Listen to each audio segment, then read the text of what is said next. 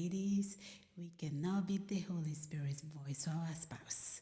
Okay, so we also have to pray for God to help us in that. What you mean? I can't tell us what to do? Yeah. Tell us how to drive?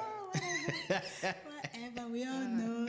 We know what the truth is, right? Who needs Google, right? We got GPS. Yes, they got GPS called their wives, basically. But yeah, so we cannot be the voice of the Holy Spirit. And truthfully, I can admit that this is something God is working on me on, right? Because we have to understand that as we are praying for God to lead, that we have to trust that God knows what He's doing.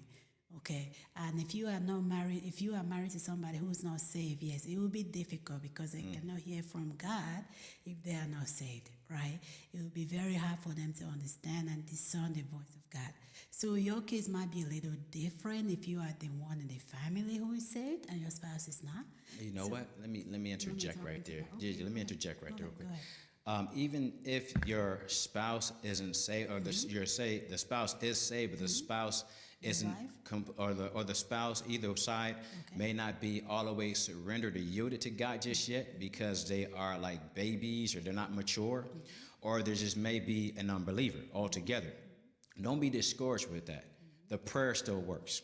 This stuff still works. Just remember that the Bible talks about that the king's heart is in the hands of God, just like the rivers is in his hands, right? He directs the rivers just as much as he directs the hearts of kings. So if he can direct the hearts of kings, he can definitely direct the hearts of your spouse or of your husband. You get what I'm saying here? So don't be discouraged by that. Just trust God and continue to pray. The number one thing, other than the wisdom to lead, would be obviously you need to be led by God. So you need to be saved. So there you go. Yes. And so thank you, love.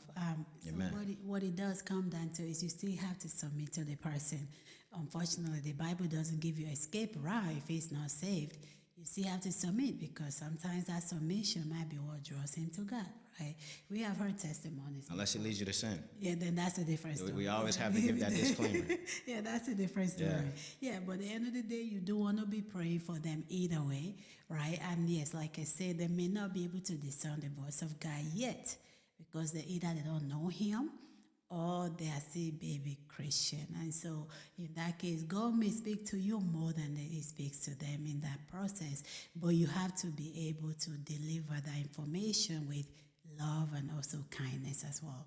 So that being said, right? And then the other thing is you want to make sure when you're praying for your spouse, you pray for his circle of friends. That is very important, right? We don't understand as believers